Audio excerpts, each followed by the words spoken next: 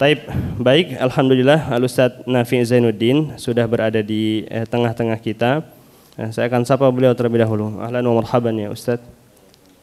Alhamdulillah. Alhamdulillah, kaif haluk? Alhamdulillah. Ya, alhamdulillah, jazakallahu khair. Alhamdulillah. Alhamdulillah. Taib. نقدم جزيل الشكر على حضورك في هذا الصباح يا أستاذنا. مهما كنت في شغل كثير ومع ذلك تقدر على أن تحضر في هذا المكان. الحمد لله. جزاكم الله خيرا. Jazitum al-jannah. Allahumma amin. Allahumma amin. Taib. Baik Bapak dan Ibu yang dimuliakan Allah Subhanahu wa taala, kita akan mulai sesi kajian pada kesempatan pagi hari ini. Nanti konsepnya adalah interaktif ya. Nanti kami harapkan juga partisipasi dari Bapak dan Ibu sekalian. Bila memang ada yang mau bertanya, mohon disiapkan pertanyaannya. Mungkin bagi ummahat di sana ada yang sudah menyiapkan selembar kertas dan sebagainya. Taib Ustadz, mungkin bisa dijelaskan terlebih dahulu konsep secara globalnya Ustadz. Kita mengangkat tema pada kesempatan pagi hari ini itu penerapan konsep fitrah dalam Al-Quran dan juga Sunnah. Mungkin bisa dijelaskan apa yang dimaksud dengan fitrah dan fitrah apa sih yang dimaksud. Baik, barakallahu fiik. Bismillahirrahmanirrahim. Assalamualaikum warahmatullahi wabarakatuh. Waalaikumsalam warahmatullahi wabarakatuh. Alhamdulillahi rabbil alamin. Nusalli wa nusallim ala sayyidil awwalina wal akhirin, imamil muttaqin, Muhammad ibn Abdullah al-Amin, wa ala alihi at-tahirin wa ashabihi al-akramin wa man tabi'ahum bi ihsanin ila yaumiddin. Jamaah sekalian, Bapak dan Ibu, ayah bunda, alhamdulillah bersyukur kepada Allah Subhanahu wa taala di pagi hari ini Allah mudahkan kita untuk mengadakan jalsah ya, majelis thalabul ilm insyaallah ya. Majelis yang kita selalu berharap mendapatkan barokah dari Allah Subhanahu wa taala ya. Majelis yang umum ya untuk kaum muslimin, kaum muslimah, dan terutama kita bergabung juga ya di tempat ini karena Bapak dan Ibu mungkin sebagian besarnya adalah wali-wali siswa di Finsa ya. Jadi kajian ilmiah artinya kita kembali kepada Quran, kepada sunnah, kepada petunjuk para ulama yang itu memang dibutuhkan dalam kehidupan keseharian kita, juga di dalam tarbiyah ya. Juga kita sebagai orang tua, jadi apabila ini disebut sebagai parenting ya, kita semuanya sebenarnya orang tua, dan tarbiyah dimanapun tidak hanya tergantung kepada satu pihak ya. Secara konsep umum bahwasanya pendidikan itu melibatkan orang tua, melibatkan sekolah, melibatkan masyarakat ya. Nah, hari ini alhamdulillah Allah Subhanahu wa taala pertemukan kita di majelis yang sama, sehingga kita berharap mempunyai pandangan-pandangan, persepsi-persepsi yang sama tentang tarbiyah al-aulad ya, pendidikan anak-anak kita ya. Khususnya di Finsa memang sekolahnya juga sudah seperti itu dinamakan, jadi fitrah tunas bangsa gitu kan ya. Dan alhamdulillah beberapa waktu yang lalu sudah beberapa kali dilakukan kajian bersama, khususnya bersama ustadz dan ustadzah terkait dengan nama tersebut, artinya fitrah seperti apa, kemudian tunas yang dimaksudkan seperti apa, dan kita semuanya adalah sebagai bagian dari bangsa Indonesia ya, umat manusia secara umum. Sedangkan Allah Subhanahu wa taala berfirman dalam Al-Qur'an, wa ma khalaqtul jinna wal insa illa liya'budun, dan tidaklah aku ciptakan jin dan manusia kecuali untuk beribadah kepadaku ya. Nah, fitrah apa hubungannya dengan ibadah ya? Fitrah, kalau kita mendengar kata ini seringkali coba kalau misalnya jamaah ditanya gitu, fitrah itu apa gitu, kira-kira jawabannya apa biasanya ya? satu kata tentang fitrah gitu, apa biasanya? Ada yang mau musyarakah?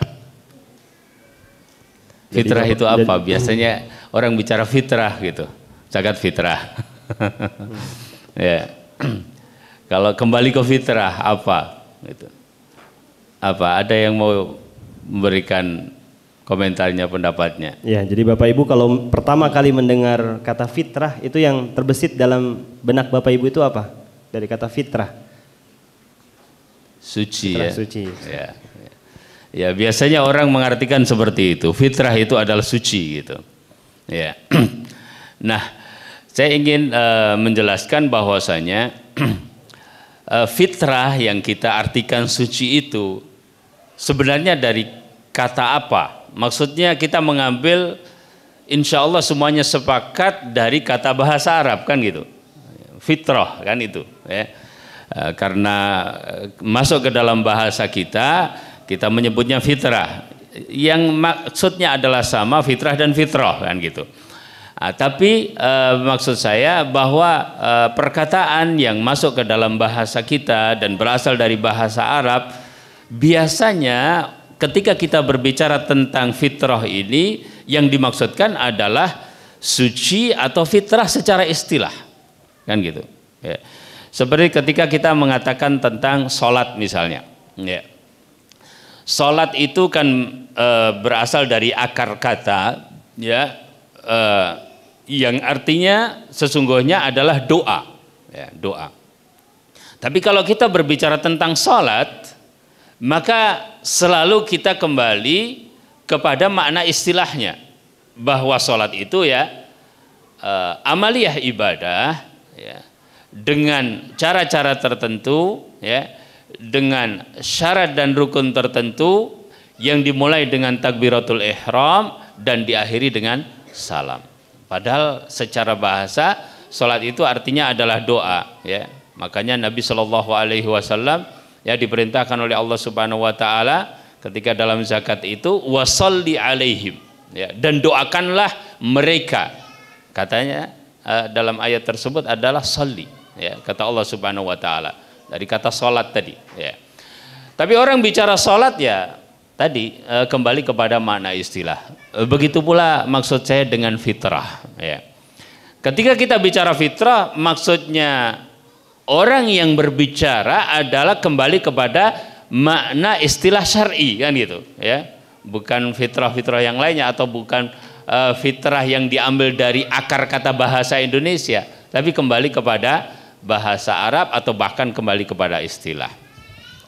Nah, sedangkan dalam istilah bahasa Arab ya, bahwa fitrah itu ada hubungannya antara makna bahasa dengan makna istilah. Tidak bisa dipisah-pisahkan ya. Makna bahasa kalau kita kembali kepada kamus-kamus bahasa Arab atau kembali kepada penjelasan ulama ya tentang fitrah itu, maka terambil dari kata fatara ya.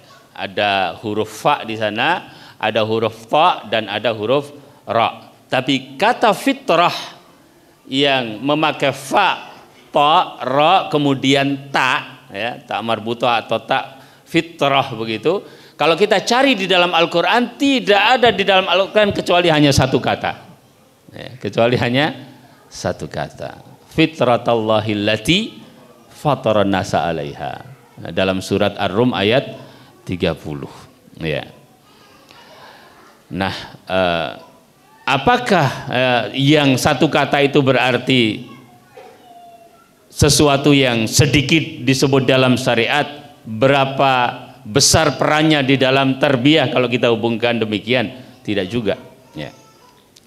Apalagi kalau kita kembali kepada asal-asal dari huruf tersebut, atau kemudian dari huruf tersebut dikembangkan ke dalam makna-makna yang berasal dari akar kata tersebut, sesungguhnya dalam Al-Quran banyak ya, tidak hanya satu ayat saja.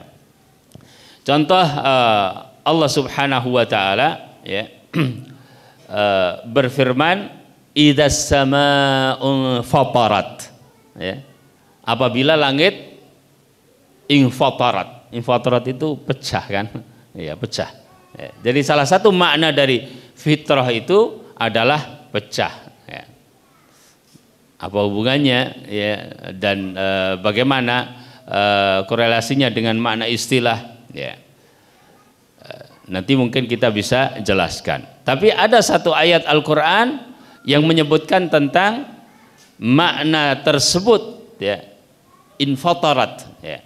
Dalam hadis Nabi, ya, Nabi SAW kalau sholat malam, ya, kana idza shalla bil laili, ya, tatafattar qadamah, ya. Sampai pecah-pecah ini kaki, ya kan, ya. Jadi dari akar kata yang sama. Jadi salah satu maknanya adalah pecah, ya, secara bahasa. Kemudian makna yang kedua, ya, bahwa fitrah itu artinya adalah membuat, menciptakan yang baru, ya. Melakukan sesuatu yang belum ada sebelumnya, ya. Ini kalau dalam Al-Quran misalnya kita dapatkan firman Allah Ta'ala bahwasanya Allah itu adalah fatiris samawati wal ard. Alhamdulillah, ya, fatiris samawati wal ard, ya. Segala puji bagi Allah fatir, ya. Jadi bentuk katanya itu bentuk subjek dari fatara, kata kerjanya. Kalau ini bentuknya subjek fatir, ya, yang memfatir gitu kan, yang memfatir as-samawat wal ard. Apa maksud dari yang memfatir, ya? Maksudnya adalah yang menciptakan. Abdullah ibn Abbas radhiyallahu taala anhuma, ya, pernah mengatakan, saya dahulu nggak paham, orang Arab aja masih harus mencari gitu. Abdullah bin Abbas radhiyallahu taala anhuma, saya dulu nggak paham makna fatir, ya. Sampai saya mendengar ada dua orang Badui, karena bahasa orang Badui ini kan bahasanya masih khalis, masih murni, ya. Sehingga Imam Syafi'i sengaja dikirim sama ibunya, ya, ke Ghatafan untuk belajar bahasa Arab yang masih fusha benar, ya. Kata Abdullah bin Abbas, sampai saya mendengar dua orang Badui sedang berbicara tentang sebuah sumur. Mereka berselisih pendapat, ya, siapa yang bikin sumur itu. Salah satu di antara mereka mengatakan, ana fatartuha, saya yang memfatir sumur tersebut, maksudnya saya yang bikin gitu, ya, saya baru paham gitu.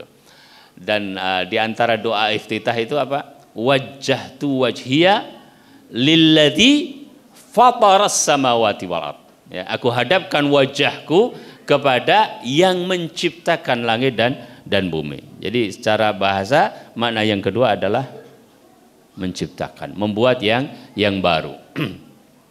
Kemudian ada makna juga menurut sebagian ulama bahwa ada makna penerimaan, ya. Itu adalah isyarat yang terkandung di dalam firman Allah Subhanahu wa taala, ya, as-sama'u munfatirun bih, dalam surat Al-Muzammil, dalam surat Al-Muzammil, munfatirun bih. Di situ ada isyarat bahwa fitrah itu ada sesuatu yang sifatnya adalah al-qabul, penerimaan. Sehingga sebagian ulama mengatakan bahwa salah satu makna fitrah itu adalah at-tahayyu liqabuliddin, kesiapan untuk menerima agama, ya. Makna-makna ini kan makna-makna yang masya Allah, ya, artinya banyak nanti berpengaruh kepada makna secara syar'i.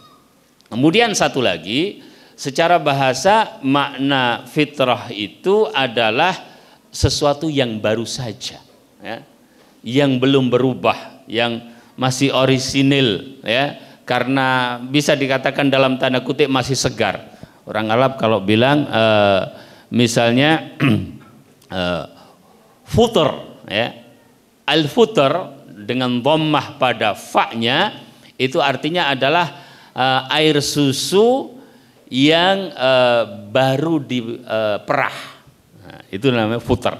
Ya. Dalam hadis Isra Mi'raj kita mengingat Nabi Shallallahu Alaihi Wasallam ketika dipilihkan antara apa, khamr dan air susu kan, al-laban, ya. Kemudian diberikan ta'liq terhadap pilihan Nabi Shallallahu Alaihi Wasallam, asabta al-fitrah. Engkau telah memilih fitrah, kan gitu. Nah, jadi secara bahasa paling tidak ada 4 makna tadi yang kita kumpulkan. Ya. Kemudian kadang fitrah itu artinya adalah Islam itu sendiri. Ya. Fitrah itu adalah Islam itu sendiri. Ya, sehingga dalam hadis satu hari Nabi Shallallahu Alaihi Wasallam mendengar seorang sahabat ya mengucapkan Allahu Akbar, Allahu Akbar. Nabi dengar. Ya, ini peristiwanya ketika akan ada peperangan. Ya. Kemudian ketika Nabi Shallallahu Alaihi Wasallam mendengar itu, Nabi Shallallahu Alaihi Wasallam mengatakan, ya, alal fitrah. Maksudnya dia Islam, jangan diperangi. Ya. Alal fitrah. Jadi fitrah pada makna tersebut artinya adalah Islam. Kemudian kadang fitrah artinya adalah as-sunnah. Jadi sunnah-sunnah Nabi Shallallahu Alaihi Wasallam. Ya. Dalam hadis disebutkan apa? Khamsun minal fitrah. 5 perkara yang termasuk dalam fitrah, ya.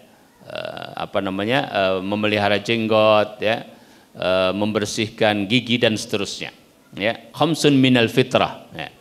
Jadi artinya adalah sunnah. Sebagian ulama mengatakan min sunani al-anbiya. Itu adalah diantara sunnah-sunnah para nabi. Artinya para nabi begitu kebiasaannya. Ya. Kemudian tadi yang sudah saya singgung di muka, kadang fitrah dalam pemakaian syar'i, dalam pemakaian Al-Quran ataupun As-Sunnah, ya, kadang fitrah artinya adalah al-laban tadi, ya, air susu. Ya. Sebagian ulama mengatakan kenapa air susu pada peristiwa tersebut, ya, dikatakan sebab itu adalah pertanda, ya, akan sesuatu yang baik. Susu itu kalau diminum kan ya sehat, intinya kan begitu, ya. Jadi itu sebuah pertanda bahwasanya pilihan yang benar, ya, pilihan yang baik. Dari makna bahasa kemudian ke makna istilah, ya. Sesungguhnya makna istilah yang paling gampang, ya, bahwasanya fitrah itu adalah Islam itu sendiri. Itu makna istilah yang paling gampang, ya. Cuma di mana fitrah itu, kan gitu. Fitrah itu ada di dalam hati seseorang, terus bentuknya seperti apa gitu. Para ulama menjelaskan secara garis besar, ya, dia ada semacam yang naluri, ya, yang ada di dalam diri, yang ini nanti dalam amaliyah tarbawiyah dalam dunia pendidikan kemudian mempunyai peran yang besar. Kurang lebih seperti itu. Ya. Taib, jazakallahu khairan Ustadz atas pemaparannya terkait dengan makna fitrah, ya, yang sudah disampaikan, dan Al-Ustadz menyampaikan dan mengutip beberapa definisi lughatan wa istilahan secara etimologi dan juga terminologinya, bahwa ada banyak, ya Ustadz, kalau dilihat dari sisi etimologinya, dari sisi lughah. Namun ditarik kesimpulan bahwasannya fitrah yang dimaksud adalah Islam itu sendiri, yang tentu letaknya berada dalam hati, kemudian juga nanti diimplementasikan dalam amal, seperti itu. Baik Ustadz, kemudian kami ingin tahu Ustadz, setelah kita mengetahui, ya, tentang konsep penerapan fitrah dalam Al-Quran dan As-Sunnah, lalu bagaimana cara menjaga dan mengembangkan fitrah pada tiap individu, Ustadz? Gimana cara kita menjaga atau bahkan bisa lebih meningkatkan, dan artinya ada memberikan efek yang baik bagi kita, gitu. Yeah. Barakallahu fiik. Jadi fitrah tadi kalau kita merujuk kepada literasi kembali di kalangan para ulama, memang ada khilaf sesungguhnya. Fitrah itu adalah sesuatu yang tadi suci tadi. Maksudnya suci itu begini. Jadi suci itu sebenarnya kembali kemana sih, kan gitu? Ya. Apakah artinya seorang anak itu kosong, ya. Atau seorang anak itu sebenarnya sudah mempunyai kecenderungan kebaikan. Kalau kita ditanya misalnya gitu ya, suci yang dimaksudkan, ya, jadi sebagian juga nggak setuju kalau fitrah itu artinya suci gitu, enggak ya. Ya sebenarnya bisa diarahkan kalau menurut saya, wallahu taala alam. Artinya saya juga merujuk kepada para ulama, bagaimana para ulama menafsirkan fitratallahi allati fataran nasa 'alaiha, ya, la tabdila li khalqillah, ya, bahwa itu adalah fitrah yang Allah Subhanahu wa taala ciptakan manusia padanya, ya. Tidak ada perubahan pada ciptaan Allah. Kalau ada kata-kata tidak ada perubahan, ini para ulama kemudian menjelaskan dengan berbagai pandangan sehingga mereka berbeda pendapat di dalam hal ini, ya. Jadi kembali lagi, suci yang dimaksudkan tadi, apakah maksudnya adalah kosong? Kadang kalau di dunia pendidikan kita mendengar bahwa anak itu seperti kertas putih gitu ya, seperti kertas putih, ya. Atau yang dimaksudkan suci itu sebenarnya dia sudah ada tahayyu tadi, sudah ada kesiapan, sudah ada kecenderungan kepada kebaikan, ya.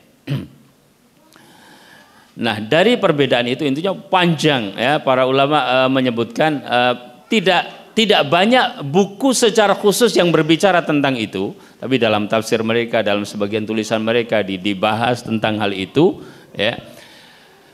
Dari apa yang dikaji oleh para ulama, ya, saya cenderung kepada pendapat yang mengatakan bahwasanya sesungguhnya memang sudah ada kesiapan, ya. Oleh karenanya dalam hadisnya disebutkan apa?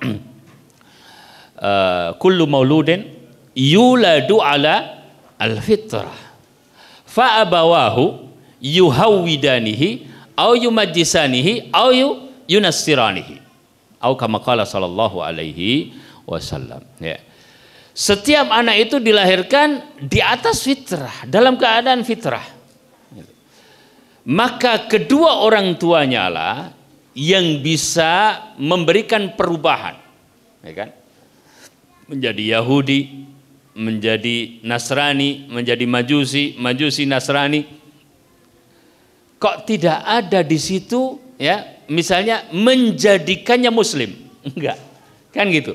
Kalau dia itu adalah kertas putih dalam arti tidak ada kecenderungan, tidak ada penerimaan kepada kebenaran dari Allah Subhanahu wa taala, mestinya lafadznya adalah, ya, maka kedua orang tuanya yang akan menjadikan dia itu Muslim atau apa kan begitu. Tapi nggak ada penyebutan itu, ya. Langsung yumajjisanihi au yunassiranihi au yuhawidanihi au kama qala sallallahu alaihi wasallam. Berarti sesungguhnya dia sudah ada kecenderungan di dalam fitrahnya untuk menerima agama Allah, bahkan pada kebenaran. Bahkan kalau seandainya dia itu dibiarkan, pasti dia akan menuju kepada kebenaran tersebut. Yang masalah adalah pengaruh-pengaruh yang ada di sekitarnya, kan gitu.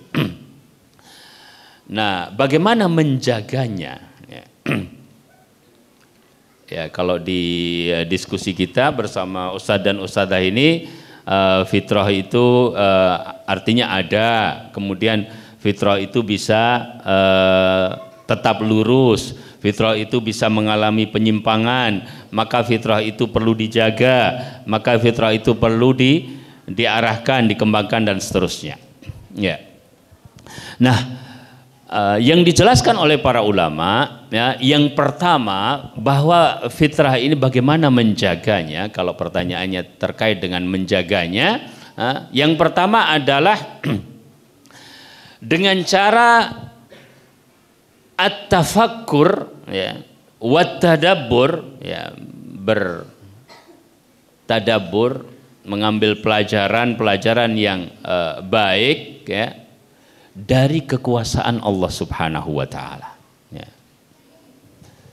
Jadi hal tersebut, ya, merupakan bagian dari penjagaan terhadap fitrah, artinya menyadarkan, ya. Kemarin hari Sabtu kita sama ustadz-ustadz, sama ustadzah-ustadzah, kita cerita tentang pohon singkong ya. Ya, Ya, singkong jadi ubi. pohon singkong ya, kalau kita lihat sepintas hanya sebuah pohon ya. Tapi ketika anak itu memahami komponen yang ada di sana, ternyata dia banyak belajar, ya Kak. Ya, seperti apa kita belajar kemarin ya? Seperti kemarin misalnya sesama daun, Ustaz. Ya, Singkong punya daun, tumbuhan lain juga punya daun. Dari situ kita bisa mengajarkan tentang sains. sains, ya benar. Terus kemudian kalau setelah singkong itu kita olah, ya menjadi keripik singkong atau sebagainya, itu kita mengajarkan anak-anak kita tentang entrepreneur. dan Entrepreneur, sebagainya. benar. Ya, kemudian itu termasuk tumbuhan yang berubi. Kita belajar biologi, kan gitu. Ya. Kemudian kalau kita sampai membahas tentang sebenarnya dari mana, ya, siapa yang menciptakan, siapa yang menjadikannya tumbuh, ya, siapa yang menjadikannya bisa kita jadikan sebagai makanan yang begitu lezat, masya Allah, ya, adalah Allah Subhanahu Wa Taala. Maka anak belajar bersyukur, kan gitu, ya. Nah itu adalah diantara tafakur, karena dalam ayat Al-Quran Allah Subhanahu Wa Taala banyak menyebutkan tentang hal itu, mengajak kita untuk bertafakur, untuk menjaga fitrah bahwa dialah yang menciptakan. Wa fi anfusikum afala tubsirun, dan pada diri-diri kalian apakah kalian tidak melihatnya? Nah, itu, ya. Jadi dengan tafakur dan tadabbur, itu yang pertama. Cara yang kedua di dalam menjaga fitrah, ya, adalah dengan merasakan kehidupan sampai kepada perkara-perkara yang sifatnya menyentuh hati, seandainya itu terkait dengan semacam ujian, cobaan, ya, bahkan musibah, ya. Di sebagian sekolah, ya, gurunya itu ketika ingin mendidik anak-anak didiknya, diantaranya dengan cara bagaimana merencanakan sesuatu, kemudian rencana itu setelah dipersiapkan sedemikian rupa, tiba-tiba guru mengatakan rencana kita gagal. Ya. Apa yang diinginkan oleh guru tersebut? Dia menginginkan agar anak itu belajar mengelola emosinya, ya, emosinya. Ya. Jadi kan tadinya kayaknya udah lancar semua gitu, ya, udah oke-oke saja gitu. Tiba-tiba rencana tersebut gagal gitu. Kan dia kecewa kan? Ya. Dengan kekecewaan itu sesungguhnya dia sedang belajar mengelola emosinya. Itu yang dikehendaki oleh guru tadi. Nah, di dalam Al-Quranul Karim, misalnya Allah Subhanahu Wa Taala menyebutkan tentang orang-orang musyrik, bahkan, ya, orang-orang musyrik itu ketika mereka diombang-ambingkan oleh lautan, ya, diombang-ambingkan sedemikian rupa, ya, kemudian apa kata Allah Subhanahu Wa Taala? Bahwa keadaan mereka itu sudah dhannu, ya, mereka sudah yakin udah nggak ada cara lain kecuali kembali kepada Allah Subhanahu Wa Taala. Maka Allah katakan da'awullaha mukhlishina lahuddin. Maka mereka berdoa kepada Allah Subhanahu Wa Taala dengan benar-benar ikhlas gitu, ya. Itu yang sampai ke ujungnya itu adalah sampai dibangkitkannya fitrah dia itu apa? Karena dia merasakan itu, ya, suasana yang seperti itu, ya, sampai dia berkesimpulan pada hati yang paling dalam, ya.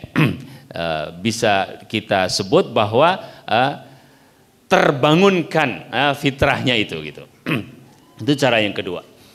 Cara yang ketiga, Allah Subhanahu Wa Taala, ya, menjaga fitrah ini dengan irsalur rusul, ya, dengan diutusnya para nabi alaihimussalatu wassalam, ya. Seperti hadis qudsi yang menjelaskan bahwasanya Allah Subhanahu Wa Taala mengatakan khalaqtu ibadi hunafa'a. Aku ciptakan hamba-hambaku itu dalam keadaan hanif, lurus, ya, hunafa'a, ya. Sampai kemudian datang syaitan gitu kan. Yang bisa menangkal itu adalah ajaran para nabi alaihimussalatu wassalam, ya. Dalam dunia sekolah itu kita bisa jadikan sebagai pedoman, ya. Pedoman-pedoman apa, ya, yang bisa kita berikan sehingga fitrah ini terjaga. Kemudian yang keempat, ya, bahwa fitrah itu kita jaga dengan cara apa? Dengan cara kalau dalam istilah apa namanya, nas, ya, adalah bertakwa kepada Allah Subhanahu wa taala, ya. Dalam hal pendidikan, kan takwa itu apa pengertiannya, definisinya? Mengerjakan perintah Allah, ya, kemudian meninggalkan larangan Allah, ya, secara singkat, ya, ala nurin minallah, ya, berdasarkan ilmu dari Allah Subhanahu wa taala. Secara singkat yang namanya takwa itu begitu. Berarti kan diajarkan mana yang baik, mana yang buruk, mana yang dilakukan dan mana yang ditinggalkan, ya. Jadi para ulama menyebutkan diantaranya perkara-perkara tersebut yang menjadikan seseorang bisa menjaga fitrahnya, sampai Ibnu Taimiyah rahimahullahu taala mengatakan, ya, 5 azumat at-taqwa, ya. Kenapa takwa ini menjadi, ya, sesuatu yang agung sekali, wasiat Allah Subhanahu wa taala kepada seluruh nabi, al-awwalin wal akhirin, ya. Kata Ibnu Taimiyah, kenapa? Ya, kata beliau, ya, rahimahullahu taala, li'annaha tahfadhu al-fitrah, ya, wa tamna'uha min fasadiha. Karena takwa itu menjaga fitrah dan mencegah dari kerusakan-kerusakannya. Nah, itu diantara penjelasan para ulama. Wallahu taala a'lam. Baik, jazakallahu khairan. Ustaz sudah disebutkan setidaknya ada 4, ya, tadi cara menjaga fitrah. Baik, kemudian sebelum kami lanjutkan, kami berikan kesempatan ini untuk para aba dan ummahat, barangkali ada yang ingin berdiskusi, menanyakan beberapa poin atau hal lainnya kepada Al Ustadz Nafi, kami berikan kesempatan. Dari bapak-bapak, ada yang mau ditanyakan, silakan. Atau dari kalangan ummahat?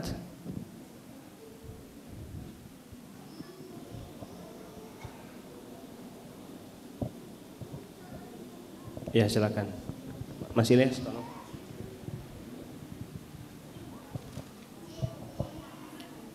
Bismillah. Assalamualaikum warahmatullahi wabarakatuh. Waalaikumsalam warahmatullahi taala wabarakatuh. Tadi disebutkan poin yang kedua, merasakan kehidupan sampai menyentuh hati. Mungkin bisa dijelaskan Ustadz, secara gamblang dan contoh-contohnya. Terima kasih. Baik, jazakallahu khairan atas pertanyaannya, Pak. Silakan Ustadz. Ya, tadi kita sebutkan tentang beberapa cara untuk menjaga fitrah. Salah satunya adalah merasakan kehidupan sampai menyentuh hati. Maksudnya berbagai peristiwa di dalam kehidupan ini, ya, sesungguhnya akan bernilai apabila itu kita kaitkan dengan hati. Bahkan seluruh amal ibadah itu sesungguhnya akan kembali kepada hati. Makanya Nabi SAW mengatakan, ala inna fil jasadi mudghah idza saluhat saluhal jasadu kulluh wa idza fasadat fasada al jasadu kulluh ala wahiyal qalb. Ya. Ketahuilah bahwasanya di dalam jasad kita itu ada segumpal daging. Apabila baik maka baiklah seluruhnya, apabila rusak maka rusaklah seluruhnya, yaitu hati. Kadang-kadang peristiwa dari waktu ke waktu kita lewati begitu, ya. Tetapi manakah dari peristiwa itu yang menjadikan orang bersabar, yang menjadikan orang bersyukur, kan gitu kan? Ketika dia mengkaitkan beberapa peristiwa tersebut dengan hatinya dan bagaimana dia harus menyikapinya, kan gitu, ya. Sehingga di dalam hadis juga dikatakan oleh Nabi SAW, ajaban li amril mu'mini, inna amrahu kullahu khairun, ya.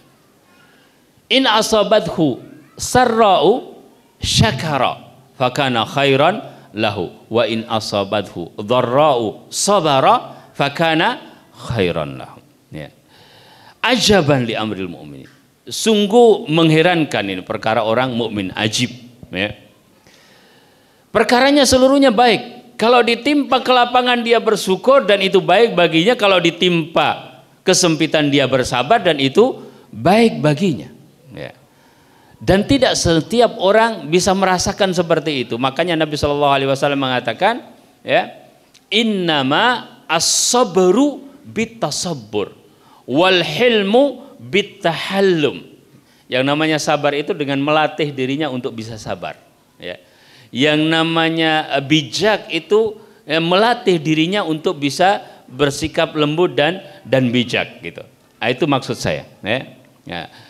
Seperti juga yang pernah terjadi ketika orang-orang mukmin, ya, berhadapan dengan orang-orang yang kafir dalam peperangan. Kemudian terjadilah yang namanya peperangan, ya, kadang menang, kadang kalah, ya. Yang menang juga bukan jaminan gak terluka, ya. Sama saja, ya. Semua seperti itu, ya. Maka Allah Subhanahu wa taala katakan apa? In takunu ta'lamuna fa innahum ya'lamuna kama ta'lamun, ya. Wa tarjuna minallah ma la yarjun. Kalau kalian sakit, mereka juga sakit, kata Allah Subhanahu wa taala. Jadi pahami itu, ya. Sama-sama merasakan sakit, gitu.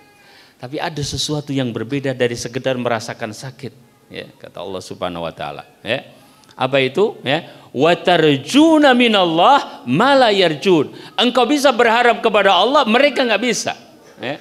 Jadi ada sesuatu yang lain, ya. Itu kan pengelolaan hati, kan. Bagaimana dia merasakan itu dengan cara yang berbeda, menyikapi kejadian yang sama dengan cara yang berbeda. Itu maksud saya, wallahu taala. Baik, sudah cukup jelas ya Pak untuk jawabannya. Gimana Pak? Mungkin nambah sedikit Ustadz, ya. Saya mau coba bawa ini ke pendidikan anak, ya. Karena kan anak-anak tuh kan hatinya lembut, ya. Sedangkan kita kan orang tua, karena kalau kita ngomong salah aja dia udah tutup pintu terus bantalnya dimasukin ke kepalanya gitu, udah nggak mau ngelihat kita lagi gitu. Iya, benar. Nah, mungkin ada tips Ustadz supaya kita sebagai orang tua tahulah gitu kondisi anak, kemudian gimana sih, tiap anak kan beda-beda, ya. Psikologis anak tuh seperti apa, terus bagaimana dengan qudwah yang telah Rasul berikan ke kita gitu, menyikapi tingkatan usia anak, misalkan ada yang mungkin prabalik atau masih anak-anak, masih sangat kecil gitu, mungkin jelaskan sedikit. Barakallahu fiik. Ya. Masuk, ya. Ya. Jadi kalau perkara tadi kemudian kita tarik di dalam dunia pendidikan anak, ya. Bagaimana bermuamalah dengan anak, padahal yang namanya kebersamaan orang tua terhadap anak itu juga sangat penting, ya. Bahkan firman Allah Ta'ala yang menceritakan tentang Nabiullah Ibrahim dengan Nabi Ismail juga bagian dari itu, ya. Disebutkan dalam Al-Quran, falamma balagha ma'ahu sa'ya, ya.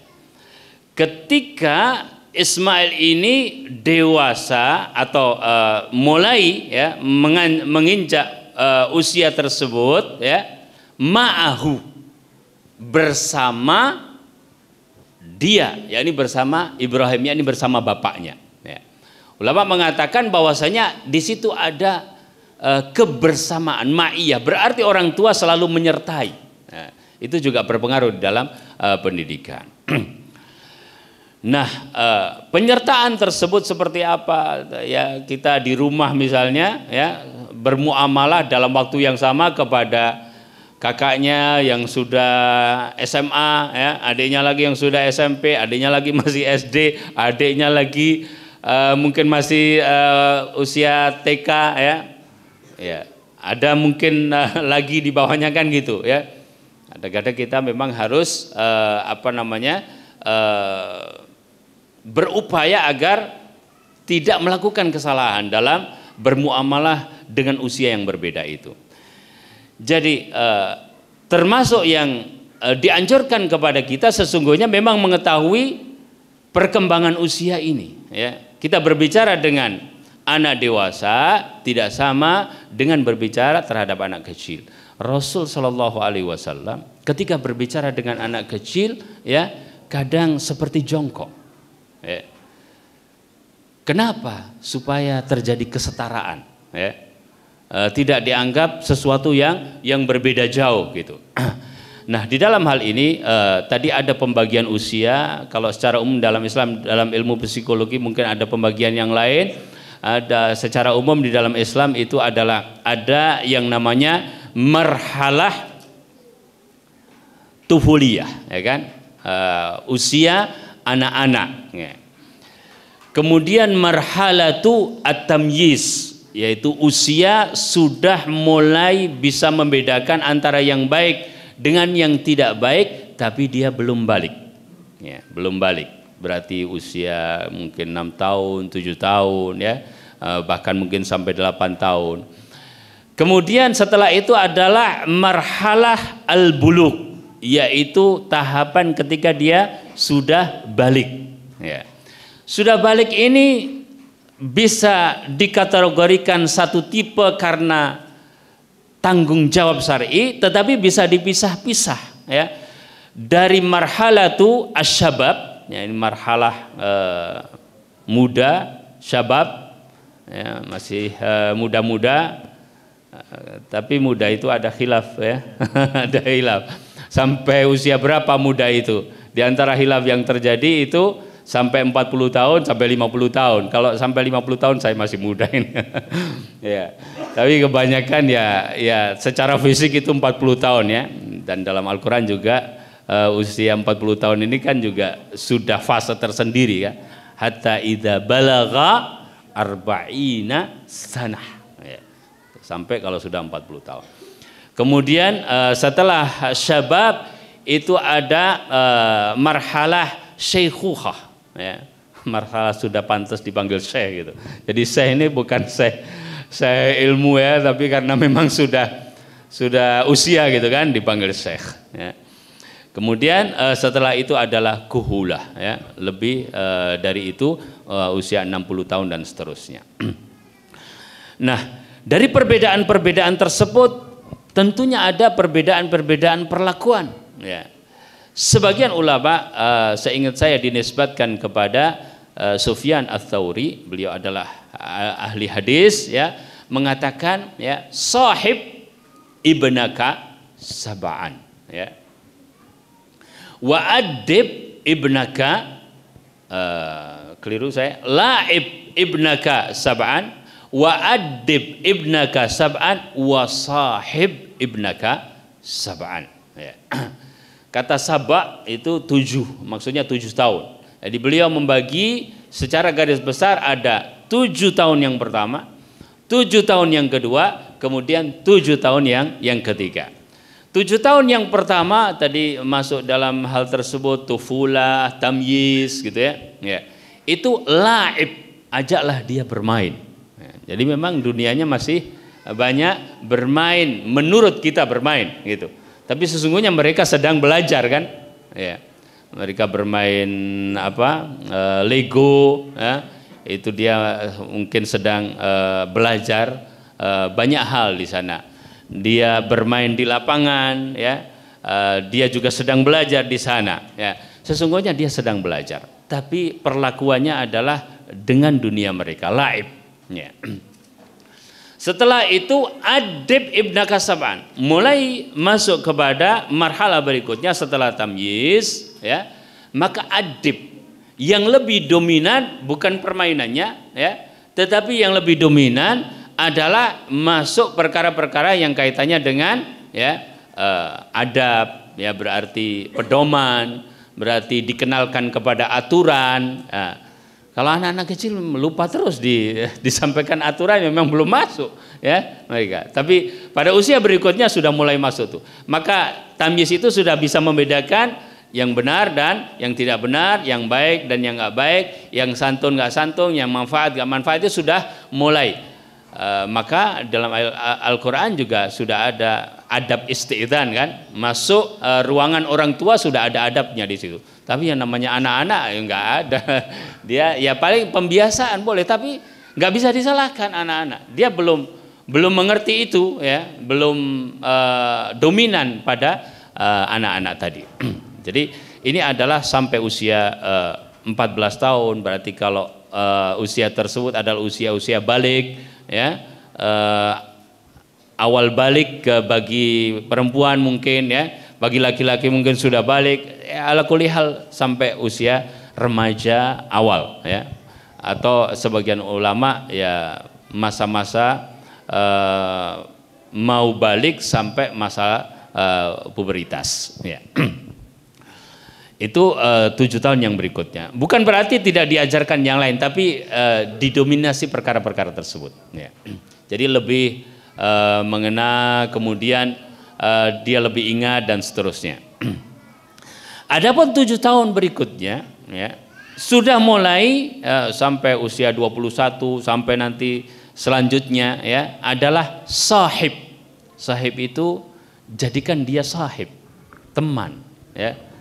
Banyaklah berkomunikasi dengan dia, hampir setara ya, bahkan berdiskusi ya, bahkan seperti sahabat gitu. Artinya doktrin di situ ya mungkin tidak dominan. Kenapa? Karena sudah membutuhkan komunikasi 2 arah lebih. Bukan berarti yang marhalah-marhalah tadi tidak ada komunikasi tetap 2 arah ya. Tapi maksudnya pada usia ini dianya sendiri sudah merasa saya sudah punya identitas diri, saya sudah bisa begini, bisa begitu gitu. Kalau dipaksa-paksa dia sudah mengelak gitu. Ya, maka di situ ada kata-kata sahib ya. Nah, pembagian ini wallahu taala alam ya merupakan bagian dari metode di dalam tadi membersamai. Wallahu taala. Barakallahu fiik Ustaz. Tapi kalau disebutkan tadi pada 7 tahun yang kedua, fase 7 tahun kedua disebutkan adib ya, ajarkanlah adab gitu.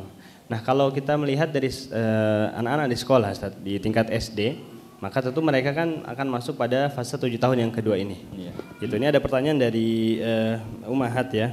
Fitrah apa yang penting kita bangun Ustaz untuk usia anak-anak kami yang sekarang ada di bangku SD ini? Fitrah apa sih yang memang harus kita kedepankan untuk kita bangun pada mereka itu? Jazakallahu khair. Ya. Jadi implementasinya diantaranya adalah bahwa Nabi SAW menyebutkan dalam hadis ya gulam ya uallimuka kalimat ya. Perkataan gulam ini biasanya sih anak-anak kecil ya biasanya. Meskipun dalam sebagian hadis Nabi menggunakannya untuk orang dewasa, tapi secara makna umum dia untuk anak-anak kecil. Ya gulam, u'allimuka kalimatin. Ya. Ta'al, kemarilah, ya, aku akan ajarkan kepadamu beberapa kalimat, beberapa pelajaran. Ya. Ihfadillaha yahfadka. Ihfadillaha tajidhu tujahak. Ya. Jadi pertama yang diajarkan oleh Nabi SAW ya adalah perkara-perkara yang kaitannya adalah dengan akidah. Ya, bagaimanapun ini adalah sisi yang penting. Kenapa? Ya karena yang namanya adab itu kan umum. Ada adab kepada Allah, ada adab kepada makhluk Allah. Ya. Adab kepada Allah itu artinya adalah tauhidullah kan.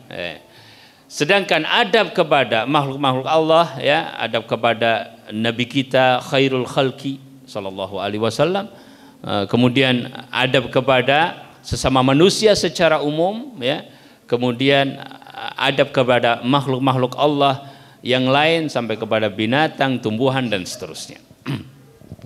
Nah, jadi yang pertama kaitannya adalah dengan akidah atau keyakinan. Kita mulai mengenalkan kepada anak-anak kita ya Allah Subhanahu wa taala ya. Kita mengenalkan tauhid tersebut dengan kadang mungkin tanya jawab, ya, kadang mungkin hanya dia melihat kita karena memang dia juga masih masa-masa melihat kita, orang tua sering ke masjid, ngapain ke masjid, ibadah, ya. Nah, jadi adab yang kaitannya dengan adab kepada Allah Subhanahu wa taala, kemudian adab yang berikutnya adalah, ya, adab yang kaitannya dengan adab kepada Allah, termasuk adab kepada syariah, adab kepada sesama makhluk, ya. Ya, dalam masalah tutur kata, ya, kita mendengar dari kita, melihat dari kita, ya kan. Dalam masalah sopan santun, dia juga melihat dari apa yang ada di sekitarnya. Pengertian yang di sekitarnya itu yang pertama adalah lingkungan rumah, ya. Yang kedua adalah lingkungan sekolah, dan yang ketiga adalah masyarakat, ya. Tinggal berbagi peran, ya, berbagi peran, ya.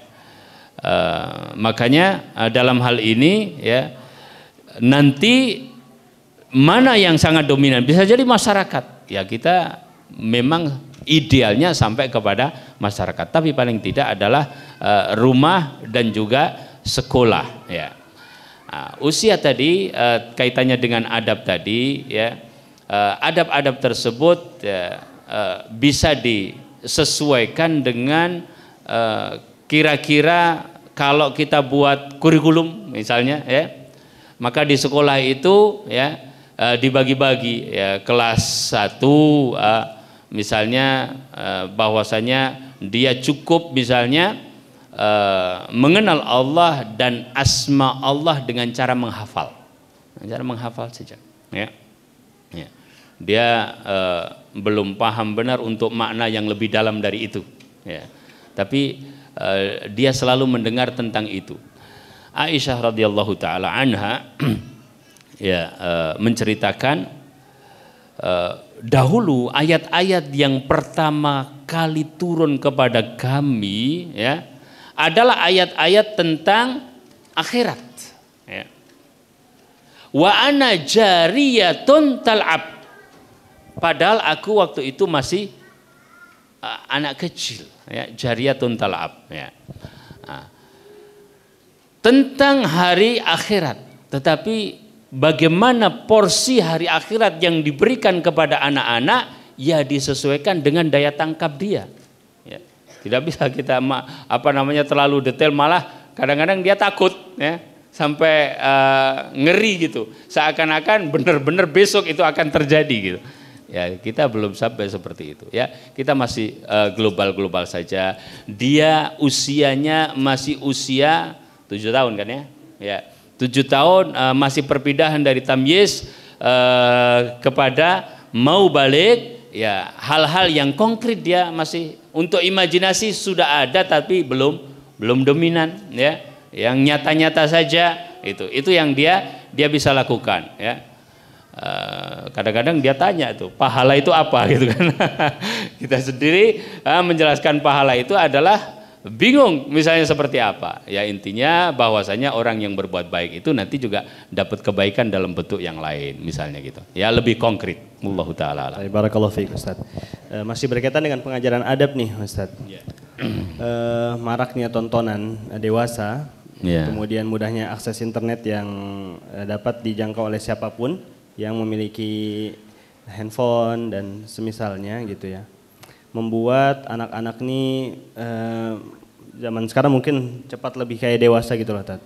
Jadi maksudnya adalah ada pertanyaan dari Umahat, usia berapa sebetulnya orang tua itu bisa memberikan edukasi seksualitas kepada anak? Kapan usia yang tepat gitu? Karena kita kalau kita biarkan, misalnya kita tidak mengajarkan ke mereka, nanti mereka penasaran cari-cari tahu sendiri. Bukankah lebih baik ketika misal orang tua memang mengedukasi, gitu. Nah, namun pada tahap usia berapa tahun, itu bisa tercerna oleh mereka. Gitu. Barakallahu fiik. Barakallah. Jadi masalah ini jinsia atau seksualitas itu tidak terlepas dari kaidah-kaidah umum tadi. Ya. Apa maksud saya? Ya. Bahwa ketika dia sampai kepada usia balik, ya, itu dia nanti sudah akan mendapatkan taklif syariat kan. sudah akan mendapatkan taklif pembebanan syariat. Misalnya akhwat ya, dia sudah akan terkena hukum yang kaitannya dengan haid misalnya, ya kan? Baik akhwat ataupun ikhwan sudah terkena kewajiban ya terkait dengan seluruh syariat yang harus dia lakukan ya. Oleh karenanya kalau batas secara umum sesuai dengan kebutuhan, maka pada usia balik itu mestinya dia sudah faham itu ya. Sehingga wallahu taala alam, saya termasuk yang cenderung setuju dengan hal ini, bahwa materi-materi terkait dengan fikih misalnya ya, terkait dengan fikih juga disesuaikan dengan itu. Contoh misalnya pembatal wudhu ya. Pembatal wudhu itu apa ya? Salah satunya kita tahu terkait dengan masalah tersebut ya. Tetapi apakah itu bisa kita ajarkan kepada anak kelas 1 SD misalnya? Dia akan bertanya dan kita masih bingung menjawabnya gitu. Seperti apa? Maka sebagian mengatakan itu nggak usah disebutkan dulu. Ya. Jadi kalau dalam teksnya itu akan berbunyi di antara pembatal wudhu adalah 1, 2, ya kan gitu. Belum disebutkan semua ya. Nanti di kelas tertentu baru disebutkan lagi, kan gitu. Ketika dia sudah dewasa. Dimulai memang dari pengenalan, makanya termasuk yang disiapkan di dalam syariat kita wallahu taala alam adalah pengkondisian tadi ya, bahwa ada syariat nanti setelah balik. Sebelumnya apakah dibiarkan bebas dalam tanda kutip ya, nggak usah diajarkan, nggak usah dikenalkan? Enggak, ada pengenalan. Sholat saja begitu ya kan. Muru auladakum bis sholati wahum abna'u sab'i sinin. Perintahkanlah anak-anak kalian melaksanakan sholat usia mereka 7 tahun. Kalau dia belum balik meninggalkan sholat, memang kenapa? Enggak kenapa-kenapa, enggak dosa kan? Gitu ya. Tetapi kenapa itu ada di dalam syariat kita? Pembiasaan ya. Yang akhwat pun sudah mulai dipakai jilbab. Dia sudah mengerti beda ya. Ya. Anak-anak seusia TK bahkan sudah bertanya tentang jinsiyah tadi. Kenapa kok Abi modelnya begini, Umi kok modelnya begini? Dia sudah nanya dia. Ya. Tapi pengenalan yang sifatnya kita hanya pengenalan global umum ya. Ya. Bahkan anak seusia itu sudah bertanya ya. Istilahnya gimana kelahiran itu gitu kan, bingung juga kita menjawabnya gitu. Maka masih global saja, dibawa kepada global seperti kita tadi menjelaskan al-jannah, menjelaskan an-nar, surga dan neraka. Kita nggak bisa detail di usia-usia tersebut ya. Ya. Konkret tetapi yang dalam daya nalar dia gitu ya. Nah, persisnya ketika sudah balik dia sudah boleh mengenal itu ya, sudah boleh mengenal itu, tetapi ya tentu saja kita tidak menceritakan sesuatu hal kecuali kita juga menimbang maslahat dan madaratnya. Saya setuju sekali, sepakat sekali, daripada dia tahu sendiri ya, mencari-cari sendiri, lebih baik kita yang mengenalkan. Mengenalkan itulah yang kita lebih punya kehati-hatian ya. Ini laki-laki, ini perempuan, ini kalau kakak mandi ya adik di luar misalnya kan gitu. Kenapa ini aib, ini berbeda ya, tidak boleh dilihat. Kenapa nggak boleh dilihat? Dia nanyanya begitu. Ya, tidak semuanya tentu bisa kita jawab, dan itu insya Allah dengan pengalaman kita mungkin akan bertambah. Wallahu taala alam. Baik, barakallahu fiik, jazakallahu khairan Ustaz. Terus berkaitan dengan pengajaran adab yang diberikan orang tua kepada anak, ini nggak lepas dari bekal-bekal ya Ustaz ya. Karena sebuah kaidah mengatakan faqidu syai' la yu'ti. Orang yang tidak memiliki sesuatu dia nggak mungkin bisa memberikan sesuatu tersebut. Nah, orang tua dia nggak mungkin bisa memberikan bekal pengajaran adab kepada anak kalau orang tua tidak punya. Ini ada pertanyaan dari Ummahat Ustaz. Pertanyaan adalah apa bekal orang tua agar istiqomah mengembangkan fitrah anak? Mungkin pertanyaan ini berangkat dari upaya orang tua yang sudah berusaha untuk mendidik anak, mengajarkan anak tentang adab-adab dan sebagainya. Namun ternyata anak itu masih berubah-ubah gitu Ustaz. Karena memang masih anak-anak gitu ya, masih belum satu jalan gitu. Masih berubah-ubah. Jadi gimana Ustaz bekal-bekalnya untuk istiqomah orang tuanya? Barakallahu fikum. Ya, problem tarbiyah ini memang problem kita semuanya. Bukan berarti misalnya saya berbicara di sini gitu juga sudah muhitun bikuli saya ta'alaq bil tarbiyah, sudah menguasai seluruhnya tentang ilmu tarbiyah. Saya punya dulu teman ya, dia doktor ya. Doktor kalau disuruh bicara tentang tarbiyah al-aulad gak mau. Kenapa? Itu susah. Saya tidak mau kata beliau. Subhanallah. Ya. Nah, apa bekal kita? Ya, bekal kita di dalam hal ini tadi disebutkan. Misalnya mungkin sudah berusaha. Jangan lupa ketika kita berbicara fitrah ada kaitannya dengan hati. Ya, jadi ada sebagian ulama mengkaitkan fitrah dengan akal, ya kan, gitu kan. Kemudian fitrah di mana, akal di mana, kan itu. Kemudian disebutkan tentang akal yang bil malakah, yaitu sesuatu yang daruri, yang naluri. Ada yang akal muktasab, yaitu akal yang merupakan produk daya fikir. Kita berfikir, ya, akal kita melalui sebuah proses. Yang nyata-nyata ternyata itu juga tidak mungkin, kata Ibnu Taimiyah rahimallahu taala, kecuali didorong oleh naruli tadi. Jadi fitrah itu memang ada, ya. Dan beberapa ayat misalnya lahum qulubun la yaqiluna biha, hati yang tidak bisa memahami. Kaitannya dengan itu berarti yang memiliki hati itu siapa? Yang paling mulia di dalam tubuh manusia itu adalah hati, ya. Tetapi kita tidak punya kekuasaan terhadap hati tersebut, ya. Yang punya adalah Allah Subhanahu wa taala, ya kan? Innama summiyal qalbu litaqallubihi. Dinamakan hati itu adalah qalbu karena selalu taqallub. Taqallub itu berubah-ubah. Subhanallah. Nah, karena seperti itu, yang paling berharga di dalam tubuh kita, kita tidak menguasainya, tapi Allah Subhanahu wa taala yang menciptakan kita, yang menguasainya. Maka jangan lupa kita meminta kepada Allah Subhanahu wa taala. Makanya diajarkan doa apa? Allahumma ya muqallibal qulub tsabbit qalbi ala dinik. Ya. Jadi yang pertama ini jangan lupa, ya. Ya, kita selalu mohon kepada Allah Subhanahu wa taala. Bahkan sebagian ulama benar-benar ulama, ya, mengatakan Allahumma hadzib li ibni. Ya Allah, didiklah putraku untuk diriku. Jadi dia kaitkan dengan Allah Subhanahu wa taala. Kita hanya berusaha dan seterusnya. Itu yang pertama. Yang kedua, secara singkat bisa kita katakan ya memang kita harus belajar, ya. Untuk sesuatu yang paling berharga, ya kita harus terus belajar, ya. Kalau kita kumpulkan buku-buku tarbiyah Islamiyah juga sangat banyak.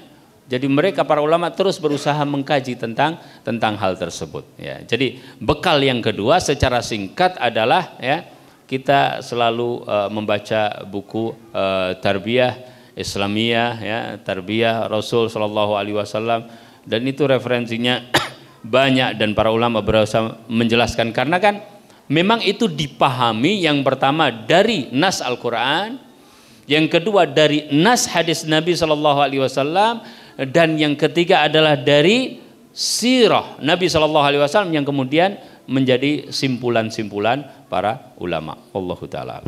Baik, barakallahu fiik. Menarik Ustaz, berkaitan dengan referensi kitab. Mungkin ada yang bisa antum rekomendasikan buat kami para orang tua ataupun para guru, ya. Karena notaben anak-anak didik kami di sini kan memang anak di marhalah tufulah ini kan Ustaz, yang masih masih kecil gitu. Ada tidak Ustaz buku yang bisa direkomendasikan atau direferensikan untuk kami baca gitu? Barakallahu fiik. Ya, di antaranya ada buku kontemporer adalah tulisannya Syekh Fauzan dalam Tarbiyatul Aulad ala Dha'il Kitabi was Sunnah. Ya. Kemudian kalau ulama dahulu misalnya banyak menyebut, di antaranya adalah Ibnul Qayyim rahimahullahu taala, meskipun beliau berbicara tentang fikih dulu dan sebagainya, tapi ada faedah-faedah tarbawiyah yang bisa kita petik di sana dan bahkan banyak sekali, yaitu Tuhfatul Maudud bi Ahkami Al-Maulud ya. Kemudian juga yang secara adab dan ilmiah ya, bahkan di sana ada adab murid, ada adab guru, di antaranya adalah tulisan Ibnu Abdul Bar, Jami' Bayanul Ilmi wa Fadlihi misalnya ya. Kemudian buku-buku yang lain insyaallah. Baik, jazakallahu khairan Ustaz. Baik, kami berikan kesempatan kembali ini untuk para aba, bapak-bapak. Barangkali masih ada yang ingin berdiskusi atau bertanya kepada Ustadz Nafi, kami berikan kesempatan. Silakan. Atau dari Ustadz Dery selaku Kepala SDIT. Ustadz, mungkin ada yang mau ditanyakan? Boleh pinjam mic-nya Mas Ilyas. Nanti Ustadzah Mufidah mohon berkenan juga untuk bertanya ya. Barakallahu fiik.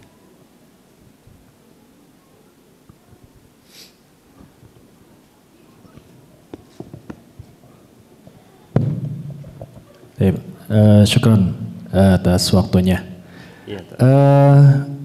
Saya ingin bertanya karena memang kami sehari-hari di sekolah ini banyak bergaul dengan anak-anak ya, terutama dalam proses pendidikan yang ada di sekolah ini. Yang mau kami tanyakan adalah bagaimana sesungguhnya, mungkin tadi sudah disinggung tentang tahapan-tahapan ya Ustaz, tahapan ataupun masa anak-anak ini. Nah, ketika di sekolah kurikulum seperti apa sih terutama dalam mendisiplinkan anak, di dalam mendidik anak yang sesuai dengan fitrah, yang efektif, karena memang kami di sekolah ini sangat konsen sekali, bahkan beberapa pertemuan kami dengan guru-guru paling banyak kita membahas tentang anak-anak kita. Ketika kita menerapkan sebuah model tertentu kok kayaknya belum berhasil, kemudian kita membahas lagi gimana caranya gitu, sehingga terus kita mencari pola yang paling efektif di dalam mendidik anak-anak ini agar internalisasi adab ini benar-benar masuk ke dalam diri mereka. Mungkin itu saja Ustaz. Baik, barakallahu fiik. Jazakallahu khairan Ustaz Dery. Tertangkap pertanyaan Ustaz ya? Insyaallah ketangkap. Ya. Nanti biar dirapatkan lagi sama Ustaz Dery. Ya. Terkait dengan pertanyaan Ustaz Dery, saya ingin memberikan madkhal dulu ya, pengantar ya. Seorang qadhi ketika memberikan takzir ya, seorang qadhi ya, seorang hakim ketika memberikan takzir, ini bermacam-macam bentuk takzirnya, bukan had ya. Kalau had itu udah seperti itu, melanggarnya begini ya hukumannya begini gitu. Tapi kalau takzir ini kan takdib ya, pemberian adab supaya jera gitu. Maka kasusnya dilihat, kemudian kondisi orangnya dilihat ya, dengan takdib ini atau dengan takdib itu dan seterusnya. Kalau misalnya takdib tersebut kaitannya dengan pukulan misalnya, akan dilihat kias terhadap kejadian serupa di dalam had misalnya, kemudian sampai berapa kali dan seterusnya. Yang intinya adalah kemudian ada efek jerahnya di sana ya. Itu madkhal yang pertama.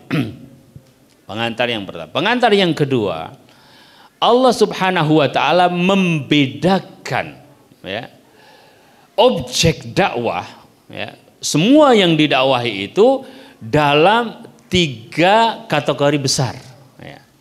Yaitu firman Allah Subhanahu wa taala, ud'u ila sabili rabbika bil hikmati wal mau'izatil hasanati wajadilhum billati hiya ahsan.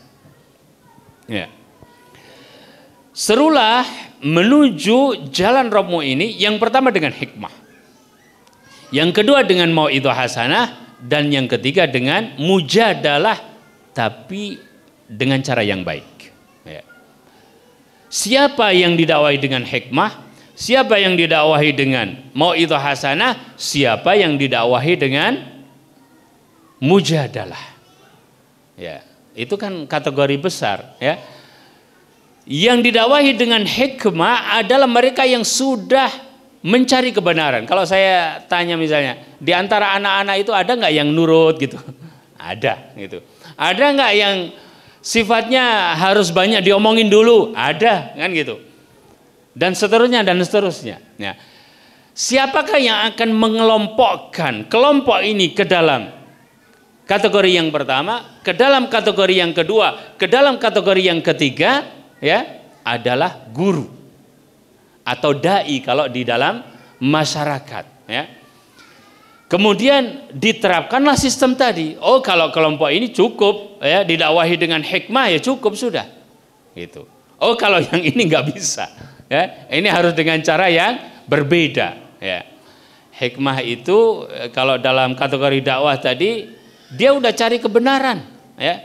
Kalau orang dicari kebenaran itu istilahnya mau pertanyaannya panjang, dia cuma mau menanti jawaban ya halal apa haram. Kalau halal dia mau lakukan, kalau haram dia mau tinggalkan. Walaupun dia pertanyaannya panjang, karena dia memang mencari. Ya sudah, yang seperti itu seorang mufti tinggal mengatakan halal atau haram, dia sudah jalan, gitu. Karena memang ya sudah cari. Kalau kategori yang kedua adalah orang yang ghaflah, ya. Ghaflah itu banyak lalai, ya. Dia belum masuk pada kategori pertama. Tapi kalau dia tahu yang benar, sudah klik istilahnya, ya dia bakalan ikuti, gitu. Ya, maka dikelompokkan seperti itu. Ada yang model berikutnya. Yang kedua ini termasuk ini masih madhol ya, pengantar. Bahwasanya kategori yang kedua ini adalah orang-orang yang kadang-kadang perlu diberikan targhib wa tarhib. Kadang-kadang ditakut-takuti, ya. Kadang-kadang dikasih motivasi, ya. Ada orang lebih butuh kepada ancaman, maka itu yang diberikan, ya. Ada anak misalnya bilang, ya udah kalau mau dilakukan lakukan saja, malah berhenti dia.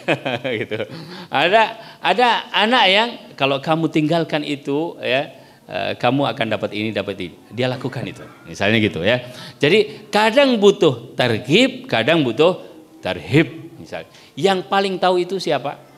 Syekh Uthman Al-Khamis beberapa waktu lalu daurah di Malang, ya kan? Pesertanya kan para ustadz-ustadz itu, para dai semua itu, ya kan?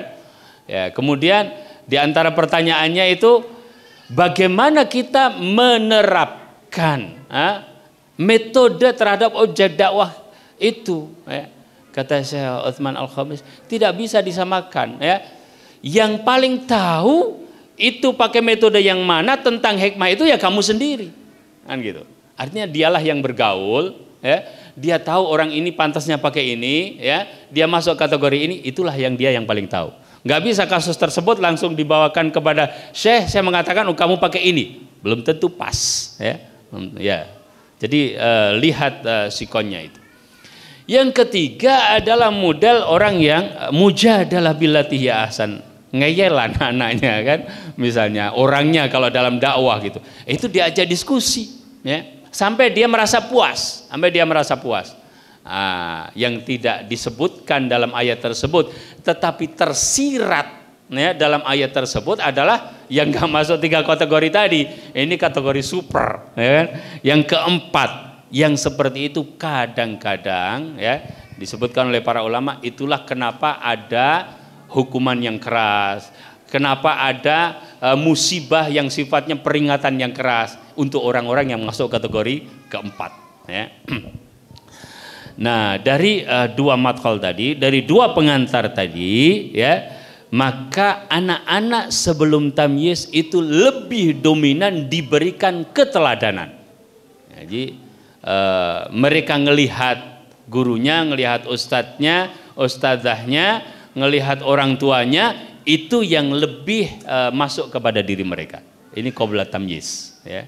Jadi misalnya disuruh katakanlah disiplin tadi, ya, disiplin, ya, asal gurunya menyuruh dan gurunya memberikan contoh kedisiplinan itu, dia akan mengikut nantinya. Jadi maksud saya tentang keteladanannya yang lebih dominan, uswah, ya, dalam hal ini. Adapun setelah tamyiz, maka selain tentang keteladanan, ya, adalah tentang pembiasaan tadi, ya. Ya. Jadi prakteknya itu dia memang dipola, ya, dipola, ya. Contoh misalnya habis sholat, ayo duduk semuanya, ya, ya, duduk semuanya, ya, kemudian baca zikir, ya, misalnya gitu. Itu kan pembiasaan yang dipola, ya, yang dipola. Jadi dia tidak habis sholat dia langsung pergi, nggak begitu, karena dipola oleh sekolahan tersebut. Ya. Jadi marhala tersebut lebih kepada marhala di mana ada pembiasaan, dan itu disimpulkan dari hadis Nabi Shallallahu Alaihi Wasallam, muru auladakum tadi, ya, bis sholati. Nah, wallahu taala. Taib, barakallahu fik. Terjawab ya Ustadz Dery, ya pertanyaannya, insyaallah. Taib Ustadz, kemudian berkaitan pula dengan objek dakwah, ya, kalau bagi para dai itu kan, kalau kita guru di sini tentu objeknya adalah murid-murid kita. Ada di antara murid kita itu karakternya memang kalau nggak diberikan ancaman itu nggak mau melakukan. Contoh kedisiplinan misalnya. Nah, konsep memberikan ancaman kepada anak-anak didik itu bagus atau tidak sebetulnya? Kayak contoh misal, ayo berbaris segera, kalau tidak nanti akan ustadz atau ustadzah berikan poin gitu. Mohon jawabannya Ustadz. Barakallahu fiik. Fikum barakallah. Wallahu ta'ala alam. Yang saya pahami yang namanya ancaman itu kan terakhir, seperti darab, seperti kalau ditanya, kalau kita kan ya istilahnya terkait dengan berbagai aturan, ya, misalnya memukul itu boleh apa enggak. Tapi ketika kita bicara memukul, maksud saya adalah memukul edukatif yang sesuai dengan ketentuan syar'i, itu diatur oleh ulama fikih berdasarkan nas syar'i. Alatnya seperti apa, besarannya seperti apa, jumlahnya seperti apa, jedanya bagaimana, itu diatur sama fuqaha. Kadang-kadang kalau kita berbicara kayak gitu bayangannya, wah, Islam keras nih pakai pukulan gitu. Enggak, ya. Jadi ya keras dalam tanda kutip, ada aturan, ya. Keras istilahnya terukur, ya. Keras terukur. Ya. Nah, darab sendiri di dalam Islam itu adalah alternatif terakhir, bukan pertama. Bahkan dakwah secara umum, ya, adalah dengan kelembutan, ya. Ketika orang Yahudi datang kepada Nabi Shallallahu Alaihi Wasallam dan mengatakan assalamualaikum, ya enggak? Ini doa keburukan buat Nabi Shallallahu Alaihi Wasallam dari Yahudi ini, ya, diplesetkan itu, mestinya assalam jadi assam, ya. Aisyah radhiyallahu taala anha, ya, mendengar dan tahu, wah ini kalau bahasa santri galil adab gitu. Galil itu qalil, adab itu adab, ya, nggak punya adab. Mungkin semacam itu kalau bahasa kita, lebih bahkan karena istilahnya memang doa yang buruk. Aisyah paham, ya, maka Aisyah kemudian mengata-atain orang tersebut. Apa kata Nabi SAW? Rifqan ya Aisyah. Ya. Bukankah aku sudah menjawabnya? Waalaikum. Jadi Nabi SAW menjawab waalaikum, sudah. Ya. Singkat saja dan sudah cukup. Ya. Dalam kaidah yang lain kita ambil dari hadis Nabi SAW, yaitu peristiwa apa itu yang pakai gelang itu untuk menolak bala itu Imran ibn Husain. Ya, hadis Imran ibn Husain. Ya. Hadis Imran ibn Husain. Jadi Imran ibn Husain radhiyallahu taala anhu ini pakai gelang jimat untuk menolak bala. Ya, dan itu kan keyakinan syirik, nggak boleh kan gitu. Ya. Al-wahinah. Nah. Kemudian Nabi ketika mengunjungi itu nanya dulu. Ya, ini diantara kelembutan tadi. Nanya dulu, kemudian setelah tahu bahwasanya itu minal wahinah, memang untuk menolak bala, ya, Nabi Shallallahu Alaihi Wasallam tidak langsung memotongnya. Padahal kalau seandainya Nabi Shallallahu Alaihi Wasallam mau memotongnya kan bisa, ya, ya. Padahal para sahabat nurut saja, ya. Tapi Nabi Shallallahu Alaihi Wasallam cukup mengatakan inzaha fa innaha la taziduka illa wahna. Potong, lepaskan, cabut, ya. Karena itu tidak menambahmu kecuali apa? Wahna, kelemahan. Ya. Kemudian apa? Dicabut. Bahkan Nabi SAW mengatakan, fa innaha idza mitta wa hiya alaik, ya, maaflah ta'abada. Ya. Kalau engkau sampai meninggal dia masih ada di tanganmu dengan keyakinan yang salah, ya, maka engkau tidak akan mendapatkan keberuntungan selamanya. Kata sebagian ulama, ya, idza nafa'al kalam, kalau perkataan ini manfaat, ya, kata-kata itu manfaat, ya, maka nggak perlu pakai yang lainnya, yang lebih tinggi dari itu nggak perlu. Ya.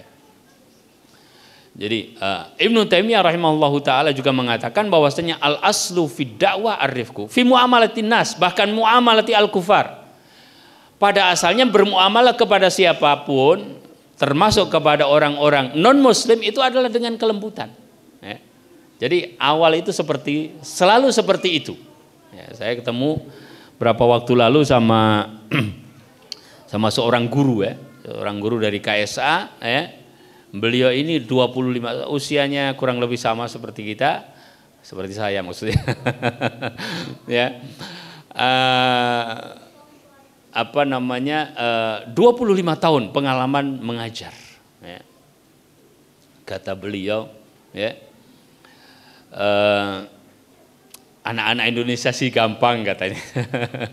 Kenakalannya nggak seberapa, banyak nurut katanya dia.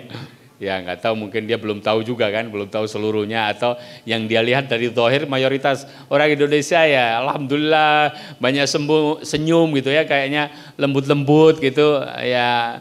Relatif lebih gampang menurut beliau, ya. Tapi kalau anak di sana, aduh berantem ini, komplain ini, begini, macam-macam. Tapi selama 25 tahun itu, saya mengambil kesimpulan bahwa yang paling bermanfaat untuk seluruh jenis mereka ini, seluruhnya dia bilang, ya, nggak cuma yang tadi yang mungkin bil hikmah, kemudian bil mau'izatil hasanah, enggak, semua jenis itu. Yang paling bermanfaat adalah dengan cara lembut dan menghormati mereka, katanya. Ya, itu yang paling bermanfaat. Nah, dan kembali lagi kepada yang kita pahami, wallahu ta'ala alam dalam syariah, bahwasanya asalnya begitu. Jadi itu yang sifatnya ancaman, apalagi sampai kepada pukulan, itu ditaruh pada fase-fase yang terakhir. Ya, jadi kalau yang ini tidak manfaat, maka kemudian guru melihat bahwa oh dipakai ini dan ternyata manfaat, ya pakai itu. Tapi apakah cara tersebut akan berlaku pada dirinya dalam seluruh kondisi? Saya kira kan tidak juga, ya. Ya, dia akan berubah. Wallahu taala alam. Baik, alhamdulillah terjawab sudah pertanyaannya Ustaz. Dan sekarang kami berikan kesempatan untuk Dewan Asatidzah wal Ustadzat Finsa. Barangkali ada yang mau bertanya dari Ustaz Abid. Ada soal? Nah, Taib, Bu Laili sepertinya ingin bertanya. Silakan Bu Laili, kami berikan kesempatan. Baik, sambil menunggu, kita akan bacakan pertanyaan dari Umahat, Ustaz. Ada pertanyaan. Bismillah Ustaz, bagaimana sikap orang tua yang benar ketika anak bercerita tentang akhlak temannya yang tidak baik? Karena banyak kenyataannya yang baik hanya akhlak orang tuanya, sementara akhlak anaknya kurang baik. Sempat terfikir untuk komunikasi dengan orang tua anak tersebut, namun urung karena banyak orang tua yang tutup mata dengan kesalahan dan kekurangan anaknya. Ya. Alhamdulillah, nusalli wa nusallim ala Rasulillah. Ya. Yang pertama kembali kepada masing-masing kita ya. Kita mengakui bahwasanya kita ini masih banyak kekurangan ya. Bahkan sangat banyak. Bahkan semakin kita bermuhasabah ya, semakin kita melihat pada diri kita, semakin kita dapatkan kekurangan-kekurangan tersebut ya. Nah, kekurangan kita itu kalau kita objektif, yang dirasakan oleh orang lain itu barangkali adalah bagian dari kekurangan-kekurangan yang sangat perlu untuk dikoreksi. Kayak ada satu permainan gitu ya, permainannya memakai kertas begini ya. Kemudian kertas ini misalnya kita buat halakoh, katakan ada 5 orang atau 10 orang gitu ya. Kemudian kita putar kertas tersebut ya. Kemudian itu memang sedang ngoreksi diri kita ya. Kita sudah menyiapkan diri gitu ya. Tolong tulis kekurangan saya menurut antum misalnya ya. Kalau kita kasih itu ya, kemudian secara berputar ya, masing-masing menulis kekurangan orang lain gitu. Begitu kita baca, seringnya kita kaget-kaget. Oh ternyata saya menurut orang lain itu, aduh subhanallah ya, kayak gitu. Dan itu diantara cara yang efektif kan. Makanya kalau dalam ilmu sekolahan itu ada supervisi kan. Maksudnya ya dalam berbagai ilmu ya, dalam di kelas juga ada supervisinya. Seorang guru itu ketika melakukan kegiatan belajar mengajar, kemudian dilihat sama kepala sekolah, nanti kepala sekolah ada catatannya, ini kekurangannya demikian. Ternyata banyak juga ya gitu kan. Nah itu yang pertama, bahwa koreksi itu ya kita anggap masukan-masukan yang penting ya. Pertama kali mungkin kita susah menerimanya ya, tapi sesungguhnya itu adalah bagian dari nasihat ya, bagian dari nasihat yang kita harus bersyukur ada orang yang menasihati kita ya. Jadi prinsip ini kepada siapapun, kepada kita semuanya, saya pribadi, kepada guru, ustadz dan ustadzah, kepada orang tua, kepada sesama wali siswa, ya namanya at-tawasi bil haq wa tawasi bis sabr itu memang itulah yang pada akhirnya akan menjadikan umat Islam itu adalah khairu ummah, ta'muruna bil ma'rufi wa tanhauna anil munkari wa tu'minuna billah ya. Kalau sudah ada seperti itu ya memang itu khair ummah itu kayak gitu ya. Sebagian ulama caranya itu kalau mendengar isu ya tentang saudaranya, diantaranya benar-benar datangi, namanya teman kan, didatangi, kemudian dibilang saya mendengar ada isu demikian negatif maksudnya.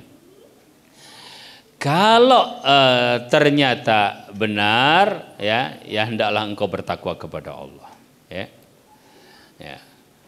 Kalau ternyata tidak benar ya saya tabayun ya, dan Allah Maha tahu tentang dirimu ya. Tidak perlu ya merasa begini dan begitu, sudah gitu kan ya, selesai permasalahannya. Itu diantara cara mereka. Kemudian tadi kaitannya dengan anak teman itu memang problem ya, memang problem ya. Maksudnya problem itu ada faktanya ya di mana-mana gitu ya. Apabila kita belum bisa melakukan ya jangan meninggalkan gitu. Kita tetap harus cari cara ya. Karena itu pada akhirnya juga untuk maslahat anak-anak kita juga ya. Di antaranya anak-anak kita kita kasih tahu tentang bahwa itu nggak baik, mungkin dia belum tahu ya. Itu tidak baik, mungkin dia belum tahu ya. Atau mungkin dia belum dikasih tahu sama orang tuanya ya. Jadi kamu nggak usah ikuti ya. Itu jadi membedakan mana yang baik dan tidak baiknya tetap kepada anak tersebut masuk ya. Maksudnya kepada anak kita sendiri itu masuk ya. Itu semacam penjagaan tentang hal tadi, fitrah anak kita, kebaikan yang sudah ada pada anak tersebut ya. Kemudian yang kedua tinggal bagaimana cara, ya, bagaimana cara kepada orang tua teman kita. Kalau kita alhamdulillah bisa dengan cara yang hikmah, kadang-kadang kita ngobrol, kemarin anak saya main tuh sama anak kamu misalnya gitu kan, katanya begini-begini, nggak tahu bener apa enggak misalnya gitu ya. Kadang-kadang obrolan yang kayak gitu kan ringan, tapi ya insya Allah mikir juga kan gitu ya, orang tuanya mikir juga apa benar apa enggak, sedangkan orang tuanya berkepentingan. Kadang-kadang terjadi kita menyangka anak kita itu baik-baik saja, ternyata ketika di luar ya memang tidak baik-baik saja gitu kan ya. Dulu ada siswa dari luar negeri ya, siswa dari luar negeri sama orang tua. Siswa tersebut nampaknya tekanannya begitu keras, kuat, betul-betul kuat gitu, sehingga dia merasa tertekan. Ketika dia berpindah dari negerinya, kemudian belajar di tempat kita, justru perubahannya sangat luar biasa, sampai terkaget-kaget orang tuanya gitu. Ya setelah ditelusur ternyata ada pola tersebut, ya ada pola tersebut. Jadi ada mungkin anak ya terlihat no problem ya, kemudian baik-baik saja gitu, ternyata di luar seperti itu. Nah, orang tua yang mendapatkan informasi seperti itu kan sebenarnya beruntung juga kan? Ya beruntung juga. Ternyata perlu ada ini ya. Semalam kita cerita sama teman kita ini ya tentang ya sesuatu yang terjadi pada anaknya. Saya malah tahu dari kakaknya gitu. Jadi selama ini nggak tahu ya, nggak tahu. Ternyata dia tahu dari kakaknya. Bapaknya kan bersyukur sama kakaknya ini. Ya, orang tua yang kemudian mempunyai sikap seperti ini ketika itu dari temannya, dari orang lain, nggak apa-apa. Dan ya kadang-kadang lingkungan yang sedikit gitu ya, kadang-kadang memang perlu orang tua ya sambil ngobrol sambil masuk itu. Kalau tidak bisa, mungkin bisa lewat wali kelas kalau seandainya itu kejadian di sekolah ya. Jadi cukup disampaikan kepada wali kelas, nanti wali kelas yang menyampaikan kepada orang tua, dan tidak perlu menyebut sumbernya dari mana. Kadang-kadang ada orang tua pengen tahu ini sumbernya dari mana, benar. Kita nggak perlu sampai seperti itulah. Yang penting kita sama-sama ingin memperbaiki. Ya, kalau baik kemudian dinilai kurang sama orang lain, kita nggak berkurang hakikatnya di sisi Allah. Kalau ternyata benar-benar ada kekurangan, itu kesempatan untuk memperbaiki. Wallahu taala a'lam. Baik, jazakallahu khairan Ustaz. Sekarang kita akan angkat pertanyaan dari Ustaz Abid. Ya, boleh Mas Ilyas pinjam mic-nya.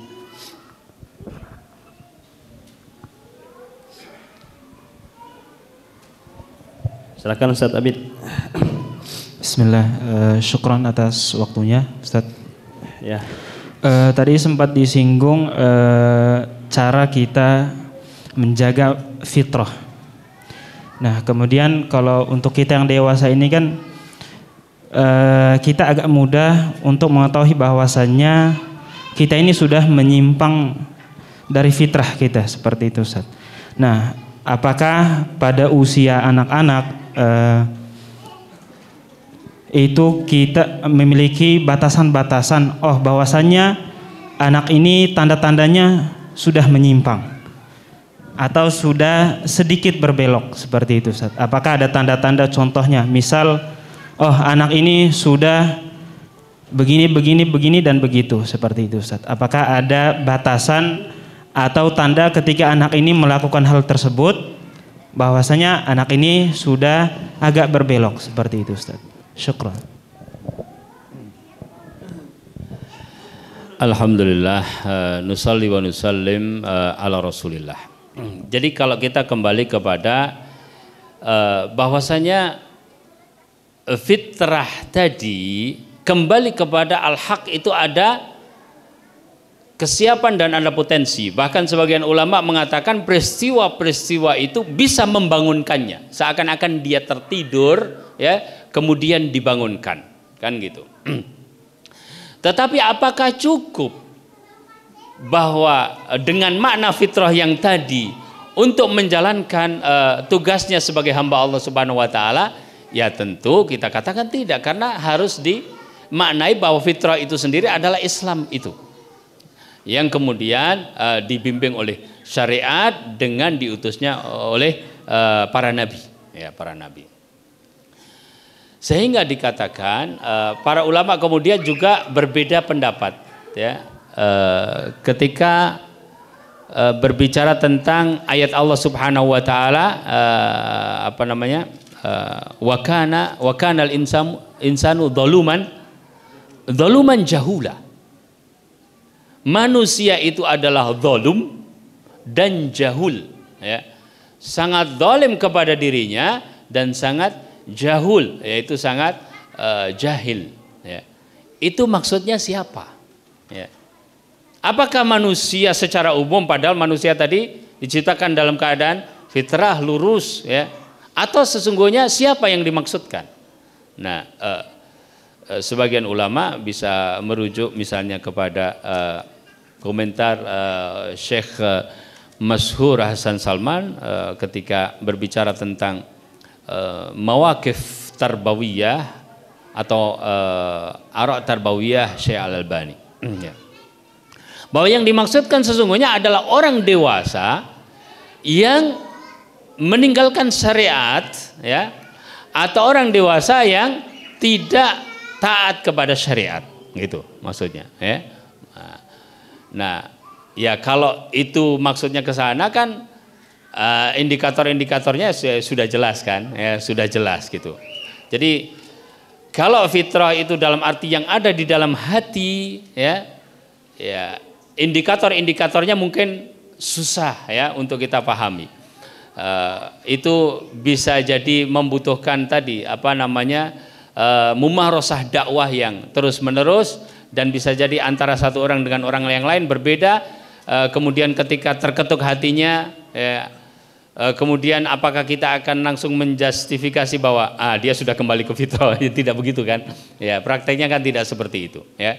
Tapi lihat saja bagaimana dia terhadap syariat, dia sudah tahu atau belum, ya. Kalau dia sudah tahu, kenapa dia meninggalkan? Begitu saja, wallahu taala alam. Taib, jazakallah khairan Ustaz. Terjawab Ustaz Adib, Ustaz Abid, ya. Taib. Mungkin ada satu pertanyaan terakhir nih Ustaz, ya. Ini ada 3 pertanyaan. Terakhir, ya, tapi 3. Ya, namun sama. Model pertanyaannya sama, berkaitan dengan sholat Ustaz. Sholat, ya. Iya. Ustadz, anak saya usia 8 tahun. Anak saya masih harus diingatkan kalau sholat. Bagaimana caranya agar anak saya sadar sholat 5 waktu tanpa diingatkan. Kemudian berikutnya, jika anak sudah sampai pada fase dewasa tapi masih susah sholatnya, bagaimana harusnya orang tua bersikap? Dan yang ketiga,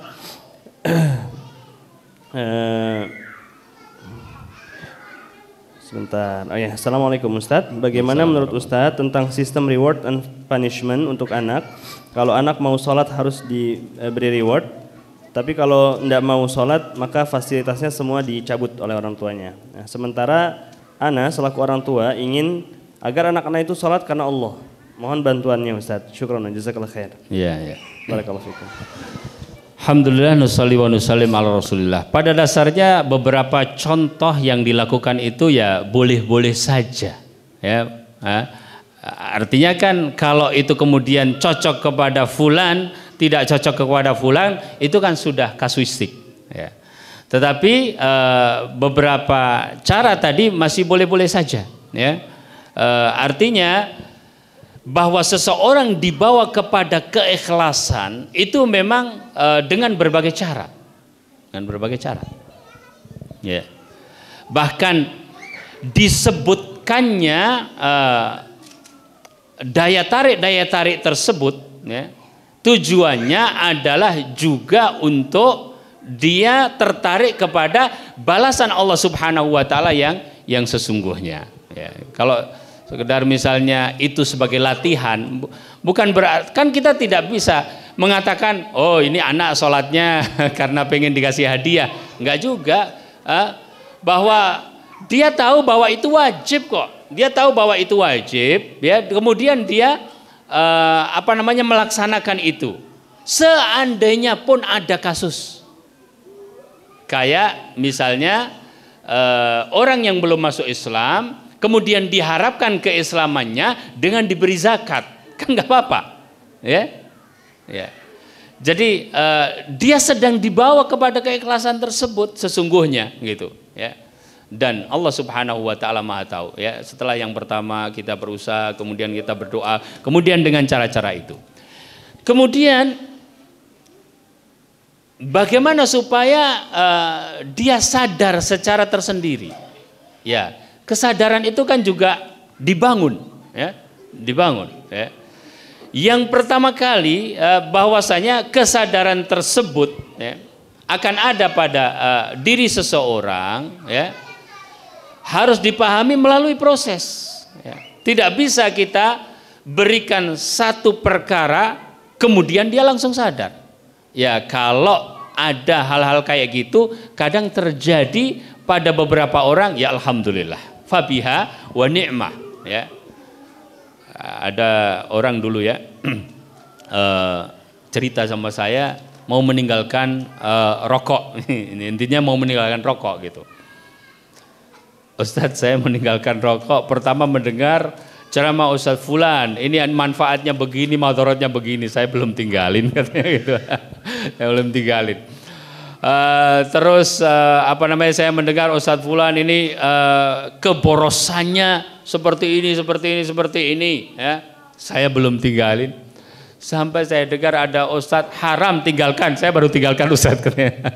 Subhanallah ya. Jadi dengan cara tersebut dia sebenarnya dari pertama-pertama sudah sadar bahwa itu tidak baik. Dia sadar ada kewajiban ya. Tapi sampai kemudian melakukan ini perkara lain. Ya, ya. Nah, kaitannya dengan itu, ayat Allah Subhanahu wa taala berfirman, "Wa'mur ahlaka bis-sholati wastabir 'alaiha." Dan perintahkanlah keluargamu untuk melaksanakan sholat dan sabarlah di dalam melakukan itu. Ya kan? Apa kata Syekh Sa'di rahimahullahu taala di dalam tafsirnya? Kata-katanya intinya dalam terjemahnya adalah sampai seandainya membuat bising mereka pun nggak apa-apa. Maksudnya cerewet gitu kita, cerewet pokoknya yang penting sholat gitu, itu nggak apa-apa. Jadi itu adalah salah satu cara. Cuma di antara perkara yang juga perlu diantisipasi ya, bahwasanya ya makna sabar tersebut kan panjang. Termasuk di antara makna sabar itu adalah cerewet kan gitu, ya kan? Tapi apakah seluruh makna sabar itu adalah cerewet? Kan enggak, ya kan? Ya. Di antara makna-makna sabar tadi adalah tahapan-tahapan yang dilakukan sebelumnya ya. Di antaranya adalah perlu kita pertimbangkan. Kadang-kadang ada satu anak misalnya dikerasi, misalnya dia malah meninggalkan sholat. Enggak ya. Ya diingatkan saja, dikatakan dengan baik, dia melaksanakan walaupun terlambat ya. Loh apa boleh apa sengaja melambat-lambatkan sholat Ustadz? Ya nggak boleh, tapi kan dalam rangka ya, dalam rangka dia itu sadar ya, kan cara. Ya, kalau diberikan satu pengertian kemudian dia langsung lari atau pelan-pelan tapi dia nanti melaksanakan, ya tentu dengan cara pelan-pelan tersebut ya dipilih ya. Kecuali kalau orang meninggalkan sholat ya, tidak mau sholat ya, itu pun dikerasi dengan cara yang kita yakin bahwa dengan kekerasan tersebut ya dia akan kembali ya. Dan kita mohon kepada Allah Subhanahu wa taala ya dalam hal ini ya, karena hal yang seperti itu wallahu taala alam ya adalah merupakan perkara yang memang kita harus banyak minta tolong kepada Allah. Ibadah kita saja itu adalah iyyaka na'budu wa iyyaka nasta'in. Jadi kita banyak meminta tolong kepada Allah Subhanahu wa taala. Ada doa, Allahumma ja'alni muqimas sholati wa min dzurriyyati. Ya Allah, jadikanlah saya orang yang menegakkan salat dan juga anak keturunan saya. Wallahu taala. Taib, alhamdulillah, jazakallahu khairan Ustadz atas jawabannya. Dan seperti tadi disampaikan bahwa pertanyaan berkaitan dengan salat ini merupakan pertanyaan terakhir Ustadz. Jadi dengan demikian Bapak dan Ibu, para umahat wal aba, Alhamdulillah kita sudah menyelesaikan kajian serial parenting kita yang pertama ini dalam durasi kurang lebih 1,5 jam. Maka kami mewakili Komite Sekolah Finsa Tunas Bangsa, Fitrah Tunas Bangsa, mengucapkan jazakumullahu khairan ala hudurikum fi hadhil fursatin nafisa. Kami ucapkan terima kasih banyak ya pada bapak-bapak dan ibu-ibu sekalian atas partisipasinya dan kehadirannya pada kesempatan yang berbahagia ini. Dan tentu tidak terluput ya kami ucapkan terima kasih kepada narasumber kami Al-Ustadz Nafi Zainuddin hafizahullah taala yang telah memberikan kepada kita paparan faidah ilmu yang sangat bermanfaat. Semoga Allah Subhanahu wa taala senantiasa menjaga beliau dan juga keluarga beliau, memberkahi ilmu dan keberadaannya dimanapun berada. Dan kami juga mengucapkan kepada seluruh pihak ya yang terkait dan terlibat dalam tersenggalannya program ini, semoga Allah Subhanahu wa taala menjadikan ini sebagai amal ibadah yang diterima. Terakhir kita tutup dengan doa kafaratul majlis. Subhanakallahumma bihamdika asyhadu an la ilaha illa anta astaghfiruka wa atubu ilaik wa akhiru da'wana anil hamdulillahirabbil alamin. Wassalamualaikum warahmatullahi taala wabarakatuh. اقرأ باسم ربك الذي خلق